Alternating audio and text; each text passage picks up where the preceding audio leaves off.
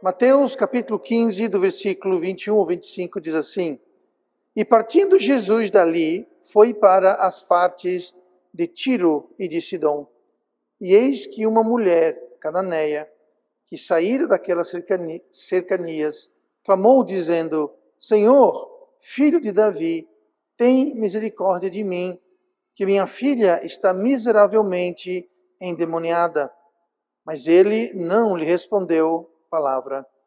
E os seus discípulos, chegando a ele, rogaram-lhe, dizendo: Despede-a, que vem gritando atrás de nós. E ele respondendo disse: Eu não fui enviado senão às ovelhas perdidas da casa de Israel. Então chegou ela e adorou-o, dizendo: Senhor, socorre-me. Aqui nós temos uma mãe muito aflita com uma filha afligida. O texto diz que se trata de algo espiritual. Versículo 22 diz que ela está miseravelmente endemoniada. E essa situação da filha dela estava arruinando, estava roubando a vida e a esperança de sua filha. Em João 10, versículo 10, Jesus falou: O ladrão não vem senão para roubar, matar e destruir. E era justamente isso que estava ocorrendo. Satanás estava roubando, destruindo o futuro, a esperança da mãe e, primeiramente, também da filha. Então temos que ter muito cuidado antes de a gente, mesmo sem querer, seguir e ir atrás do ladrão, seguir as doutrinas. Só tem dois caminhos na vida: ou você segue a Deus, ou você segue ao ladrão. Não tem meio termo, é um ou é o outro. Então entenda que o ladrão só veio para matar, destruir e roubar, mais nada. E é isso que ele traz na vida daqueles que ele consegue enganar. Então era difícil para a filha, mas por mais difícil que fosse para a filha, era também muito difícil para a mãe. A mãe sofria também. Todo pai, toda mãe sabe do que eu estou falando, ou deveria saber do que eu estou falando. Todo pai, toda mãe sofre tanto quanto o seu filho, a sua filha, quando está afligido. E todo pai e toda mãe deveriam estar, supostamente estão, dispostos a pagar qualquer preço por uma solução para o problema dos seus filhos. Porém, a melhor parte da história a gente lê no versículo 28, que a gente não leu, mas é a conclusão. Então respondeu Jesus e disse-lhe: Ó mulher, grande é a tua fé. Seja isso feito para contigo como tu desejas. E desde aquela hora a sua filha ficou sã. Então tudo acabou bem, mas aquela mãe, ela estava aflita. E eu quero hoje falar sobre o tema a oração respondida. E o novo ano começando, nós devemos querer buscar ter mais orações respondidas. E eu quero hoje trazer 3 características que destacam tal oração. O que leva a uma oração a ser respondida? O que caracteriza a oração respondida? Olhe comigo para o versículo 22 de Mateus 15, e nós podemos ver que essa foi uma oração diferente. Foi uma oração compassiva. Como assim, pastor? Olhe no 22. Eis que uma mulher cananeia que saíra daquelas cercanias clamou dizendo: Senhor, filho de Davi, tem misericórdia de quem? De mim. Quem estava endemoniado? Era ela. Era a filha. Tem misericórdia de mim. Essa era uma oração simples, uma oração direta, sem enfeites, mas ela simplesmente no 22 pediu misericórdia para ela, e no 25, no finalzinho do 25, fala: Senhor, socorre-me. Tem misericórdia de mim, a mãe falando. Socorre-me, a mãe falando. Então esta mãe está orando, talvez de um modo, à primeira vista, egoísta. Está orando por ela. Tem misericórdia de mim. Socorre-me. Mas a verdade, ela não estava orando por si, ela estava pedindo por sua filha. Era o que ela pessoalmente queria, desejava, almejava, era uma solução para a filha. E apesar de parecer o contrário, não era uma oração egoísta. Parece ser, mas não é. Não era uma oração barata, não era uma oração sem custo, não era uma oração simplesmente pontual, feita por ser feita. Não, era uma oração bastante angustiada, porque era uma oração compassiva. Essa oração carrega o preço de toda e qualquer oração de verdade. E esse preço é compaixão. Urgência. A mãe faz da carga da filha a sua própria carga. Por isso que ela falou, tem misericórdia de mim. Porque eu estou carregando esse fardo. Ela não falou isso, mas eu estou tentando trazer à tona aqui. Eu estou carregando o mesmo fardo que minha filha carrega. Ela está endemoniada, mas eu estou sofrendo tanto quanto ela. Ela está afligida, ela está sofrendo, ela está com o seu futuro comprometido, ela está com o seu presente comprometido, mas eu estou carregando. O que ela passa, eu passo. O que ela sofre, eu sofro. Então tem misericórdia de mim. Socorre-me. Por quê? Porque o mesmo fardo, o mesmo cargo, a mesma situação que estava na filha estava sobre ela. Ela estava em plena compaixão pela sua filha e o cargo era a sua filha.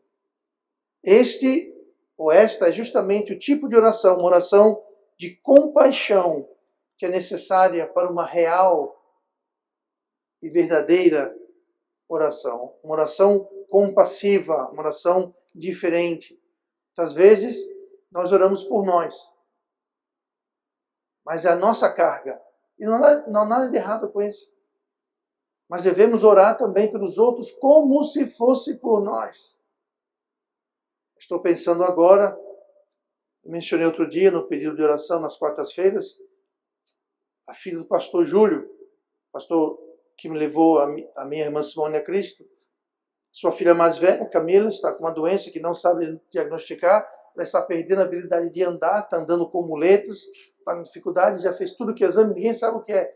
Eu oro pela Camila, não simplesmente de forma pontual, mas eu oro como se fosse a minha filha, eu oro como se fosse a mim.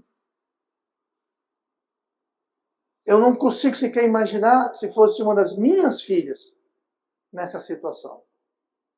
E a melhor forma de a gente orar é nos colocarmos, chama-se ter compaixão, nos colocarmos na posição daquela pessoa. Alguém pede por um emprego? Imagine se você tivesse contas e responsabilidades e não tivesse um emprego. Faça da carga daquela pessoa a sua carga. Porque senão, você nem orar vai. Então, uma oração respondida é uma oração diferente, é uma oração compassiva. Devemos orar pelos outros como se fosse por nós mesmos. Por nós mesmos. Ore por sua saúde. Ore. Ore pelas suas finanças. Ore. Mas ore para que você possa ter condições de ajudar alguém. Está essa.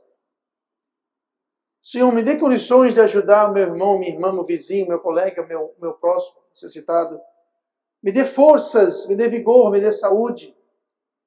Não só para eu trabalhar e ter uma vida agradável, não, mas que eu possa também ajudar e ser uma bênção.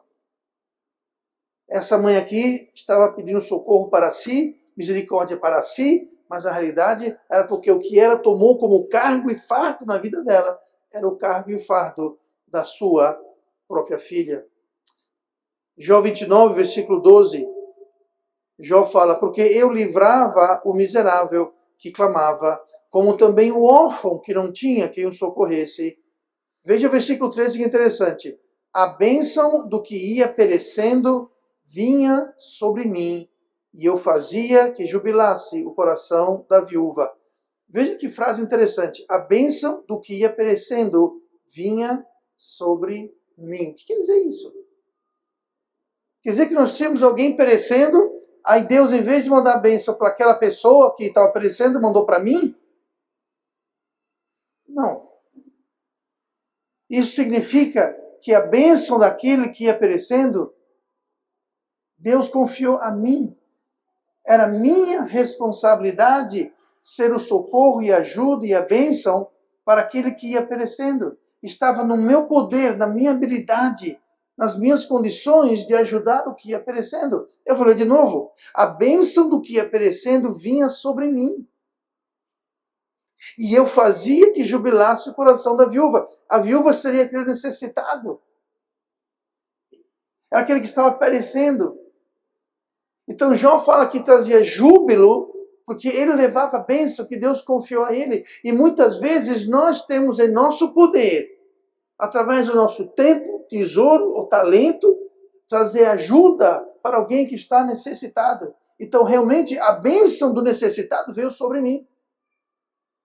E cabe a mim agora passar a bênção, fazer aquilo que Deus quer. Como diz aqui, fazer que jubilasse o coração da viúva. E muitas vezes nós oramos, e muitas vezes Deus nos abençoa, e nós juntamos nossas bênçãos e nós guardamos só para nós. E muitas vezes, muitas daquelas bênçãos que vêm sobre nós não é só para a gente, mas é para jubilar o necessitado, ajudar a viúva, acudir ao órfão, alguém que está precisando. Então, uma oração respondida é aquela que é orada, mas sempre buscando ser uma bênção para o necessitado. Uma bênção para o órfão, para a viúva. Mas o órfão e a viúva são apenas ilustrativos de alguém necessitado. Não precisa ser necessariamente o órfão ou necessariamente uma viúva. Mas qualquer um que tem uma necessidade. Então Deus mandou a bênção indiretamente ao necessitado através de Jó. E muitas vezes nós somos justamente esse canal de bênção. Compaixão é orar, tornando a carga do outro a nossa carga.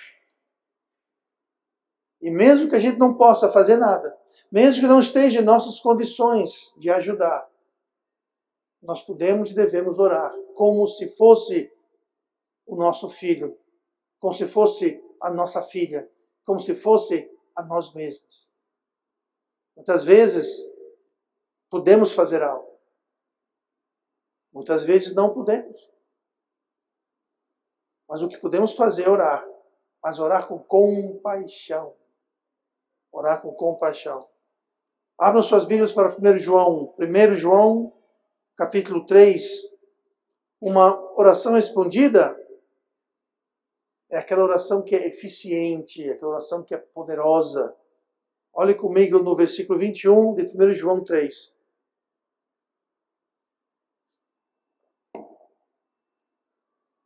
Que diz, no versículo 21, Amados, se o nosso coração não nos condena, temos confiança para com Deus, e qualquer coisa que lhe pedirmos, dele a receberemos, porque guardamos os seus mandamentos e fazemos o que é agradável à sua vista. Não se pode orar de verdade com confiança sem esperar pagar o preço. Não estou falando em dinheiro, não estou falando nada a ver com finanças, mas existe o preço de sacrifício, rendição, submissão a Deus. Claramente diz, tudo que pedimos dele, a recebemos, porque guardamos os seus mandamentos. A resposta da oração está diretamente atrelada à obediência. E continua, e fazemos o que é agradável à sua vista. Nós fazemos o que é agradável à vista de Deus. Muita gente pensa, pastor, já sou salvo, salvação não vem das obras, salvação não se perde, então eu vou viver do meu jeito, vou fazer o que eu quero eu vou chutar o proverbial pau da barraca, meter o pé na proverbial jaca, viver do jeito que eu quero. Tudo bem, faça isso. Mas não espere oração respondida. Não espere ter os ouvidos de Deus inclinados, pronto para responder às nossas orações. Nós fazemos aquilo que é agradável a Ele, não que é agradável a nós. Se a nossa meta da nossa vida é fazer aquilo que é agradável a nós, quer dizer que nós somos nossos próprios deuses. Queremos agradar o nosso Deus, a si mesmos. O que nós fazemos? Vivemos nossa vida para agradar a Deus ou para agradar a mim? Ou outra pessoa? Ou outras pessoas? Ou a sociedade? Ou os colegas de trabalho? Ou a família? Ou a vizinhança? Enfim, quem queremos agradar?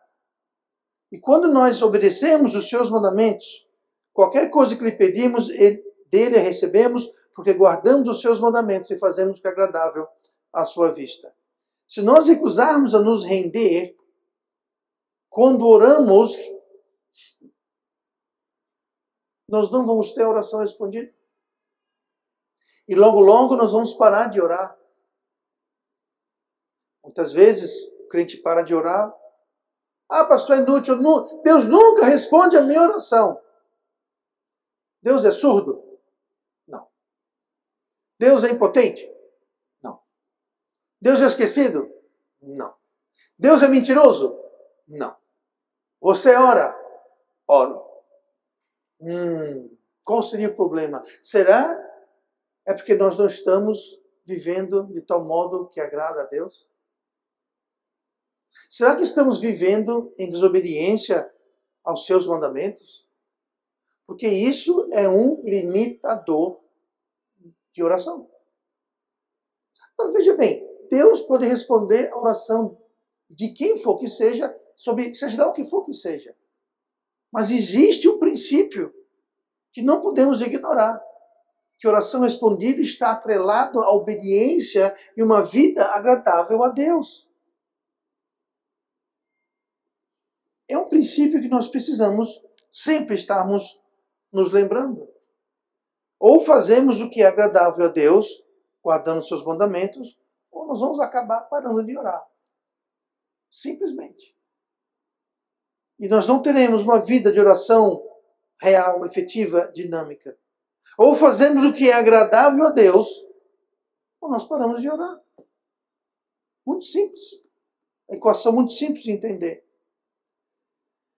Já tentou orar alguma vez quando existe algo entre você e Deus? Algum desentendimento, algum desequilíbrio, alguma discrepância? Diferença de opinião. São nessas horas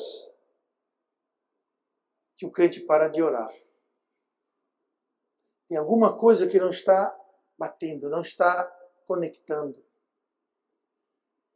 Não está vendo um parecer. Uma dica, Deus está sempre certo.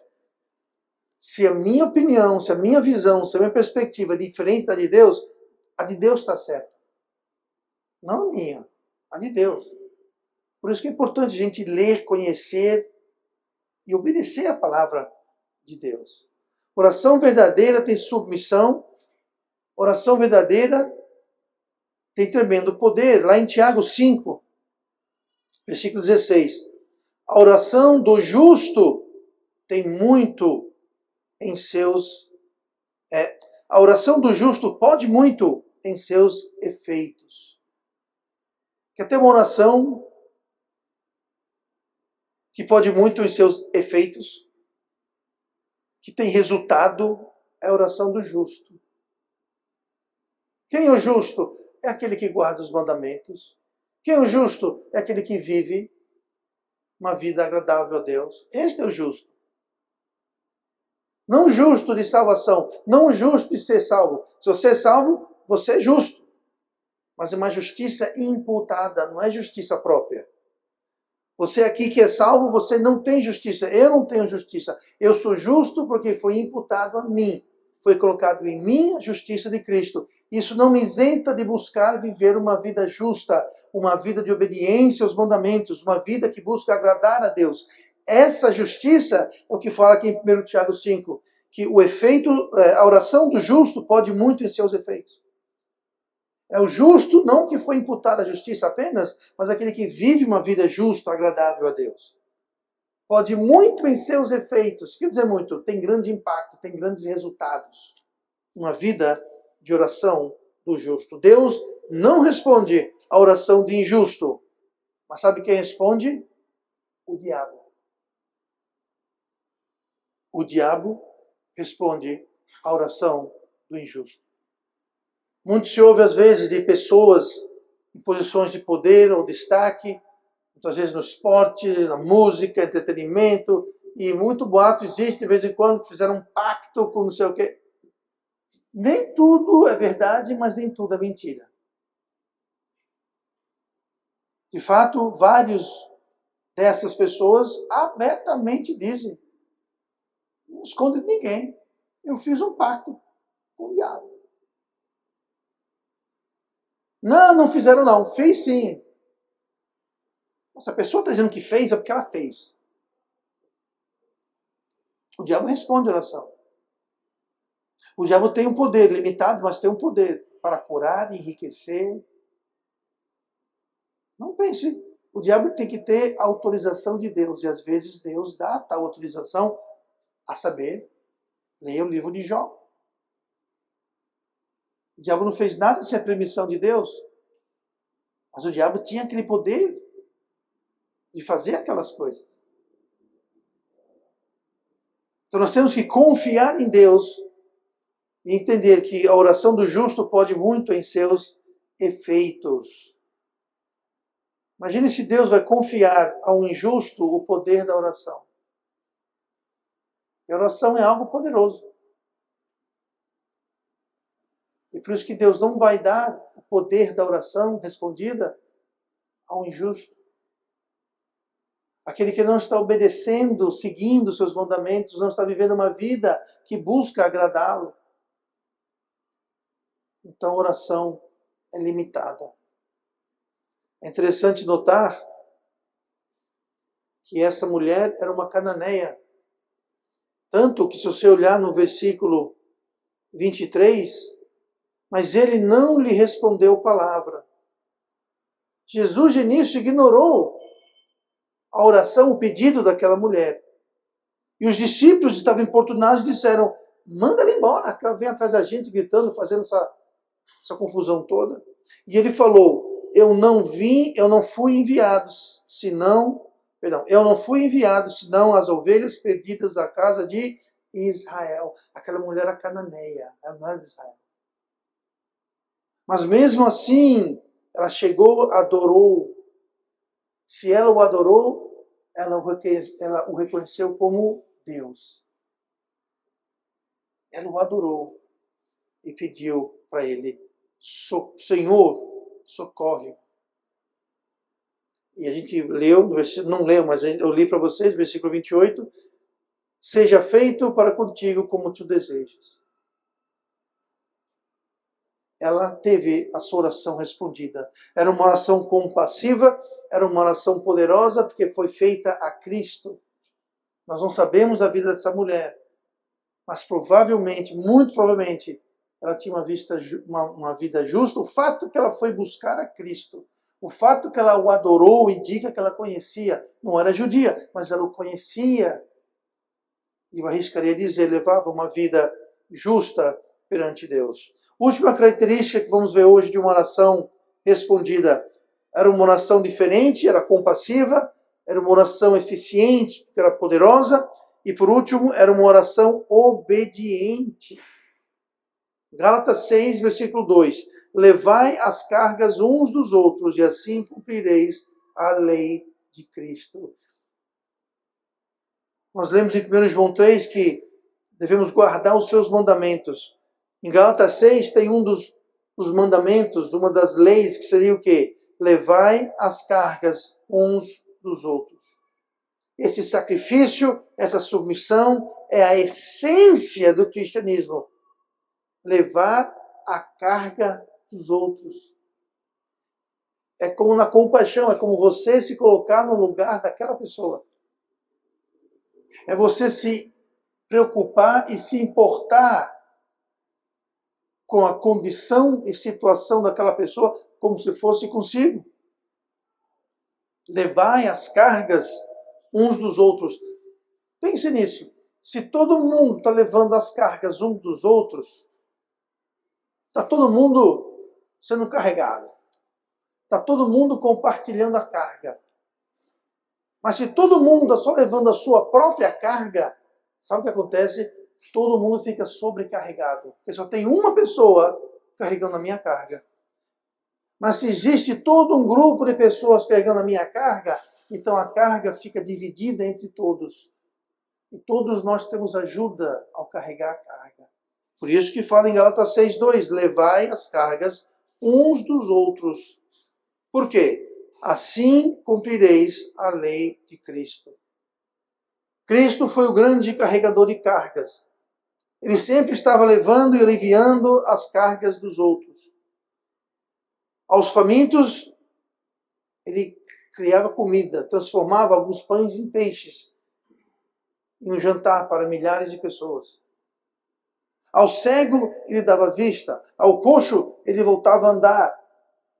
Aos mortos, ele ressuscitava. Aos doentes, ele curava. O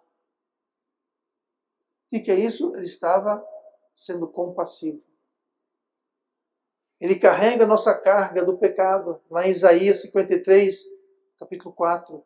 Verdadeiramente, ele tomou sobre si as nossas enfermidades e as nossas dores levou sobre si, e nós o reputamos por aflitos, ferido de Deus e oprimido. Levou sobre si as nossas enfermidades e as nossas dores. Essas enfermidades e dores aqui não está dizendo, Dona Costa, uma doença que você pegou. Está falando sobre a nossa situação de perdidos espiritualmente. Porque se ele, e muita gente lê esse versículo errado e prega, ensina esse versículo errado. Eles ensinam assim, se você é crente, então você não vai ficar doente nem sentir dor. Que Jesus levou sobre si. Não é isso que está dizendo, gente. Não é isso que está dizendo. Leia o contexto de Isaías 53 e você vai ver que não tem nada a ver com isso.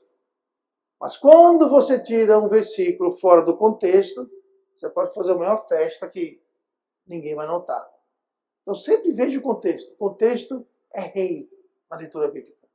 Mas não vamos entrar aqui nesse detalhe agora. Mas ele tomou sobre si, é o foco que eu quero falar. Verdadeiramente, ele tomou sobre si as nossas cargas. Nós devemos tomar as cargas também daqueles ao nosso redor. Ele leva sobre si a nossa fome e sede espiritual, se tornando o nosso pão, se tornando a nossa água. João 6, versículo 35. E Jesus lhes disse, eu sou o pão da vida, aquele que vem a mim não terá fome, e quem crê em mim nunca terá sede. Isso quer dizer então que o crente não vai ter fome nem sede no resto da vida? Claro que não. Tá? Só dando aqui uma comparação com as enfermidades e dores lá de Isaías. Aqui ele está falando sobre a fome e a sede espiritual. Uma vez que você recebe Cristo como seu Salvador, você não vai ter mais fome ou sede de salvação, porque a salvação é eterna. Ela não termina, não acaba. Ele leva sobre si a nossa carga de cansaço e falta de paz. Mateus 11, 28. Vinde a mim todos os que estão cansados e oprimidos, e eu vos aliviarei. O que é aliviar? É tirar a carga. Jesus é o grande tirador de carga espiritualmente, mas também fisicamente. Está cansado, está oprimido? Lance sobre ele toda a vossa ansiedade, porque ele tem cuidado de vós. E nós podemos descansar em Cristo. Isto resume bem a vida de Cristo, da manjedoura até a cruz. Uma vida de aliviar a carga daqueles ao seu redor. Devemos ter a mente de Cristo. Devemos ter a disposição de Cristo. Devemos ter a forma de enxergar e entender as coisas como a de Cristo. É o que nos diz Filipenses 2,5. De sorte que haja em vós o mesmo sentimento que houve também em Cristo Jesus. Essa palavra sentimento quer dizer isso. Quer dizer sentimento em termos de sentido. Ter o entendimento, ter a mente, ter a disposição, o sentimento, a forma de enxergar as coisas. Nós devemos ter o mesmo sentimento que havia em Cristo. E se nós devemos fazer isso, se deve haver em nós isso, então é possível. Nós podemos sentir, pensar, ter a disposição de Cristo, de levar a carga dos outros em obediência. 1 Coríntios 2,16. Porque quem conheceu a mente do Senhor para que possa instruí-lo? Mas nós temos a mente de Cristo. Você é salvo, você pode ter a mente de Cristo. O modo de pensar, o modo de enxergar, o modo de sentir. Você pode ser compassivo. O que entra no caminho de ter a mente de Cristo? A nossa própria mente. O nosso egoísmo, o nosso orgulho, a nossa forma de pensar, a nossa forma de agir. Achar que sabemos mais e melhor do que Deus. Jesus falou que ele fazia a vontade do Pai. Jesus, o Filho de Deus, quando na terra, fazia a vontade do Pai. Mas tem muito crente que acha que deve fazer a vontade de si mesmo. Tal crente não tem oração respondida, porque não é uma oração em obediência. Não é uma oração em obediência. Foi nessa disposição que as igrejas primitivas viviam. E assim devemos viver também. As primeiras igrejas, começando com a igreja em Jerusalém,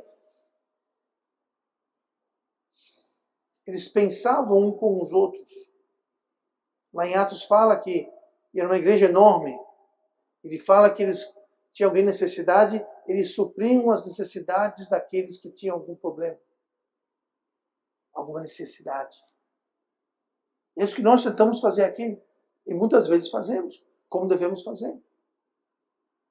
Mas a igreja não é algo. A igreja somos nós. A igreja não é uma instituição mais do que um corpo feito por membros, pessoas, indivíduos. Se uma igreja é compassiva, então as pessoas são compassivas. Não há como ter uma oração respondida vivendo de forma egoísta. Se eu vivo só pensando na minha necessidade, nos meus problemas, na minha vida, Jó falou que a bênção do aflito veio a ele e ele aliviou o sofrimento da viúva. Diga uma coisa, se a bênção vem através de mim para o aflito, quem recebe a bênção? Eu e o necessitado. Mas quando não vem para mim, pastor, não posso ajudar porque não veio para mim. Quem sabe que Deus parou de mandar para você porque você não estava mandando para o necessitado? Vinha para você e você, legal Deus. Vinha para você, legal Deus. Vinha para você, legal Deus. Nunca ia para o necessitado. Sempre morria com você. Nunca era passado adiante. Nós devemos ser condutores, canais de bênção. E a bênção flui através de nós e nós somos abençoados. Lembrando que Jó era um dos homens mais ricos daquela região. Ele sempre, a bênção do necessitado vinha a mim e eu aliviava. Então ele era abençoado e abençoava. Quantas vezes Deus nos abençoa e a gente, obrigado Deus. Obrigado Deus. Valeu Deus. Legal Deus. Com o nosso tempo, com o nosso tesouro, com o nosso talento, a gente recebe, obrigado pelo meu talento, obrigado pelo meu tesouro, obrigado pelo meu tempo, obrigado pela minha saúde. Mas você não dá atenção, não dá um minuto, não dá um centavo para ajudar alguém. Será que Deus vai continuar mandando a bênção que era para o necessitado? através de você? Ou Ele vai mandar através de outro servo, só que esse é fiel e não vai reter tudo,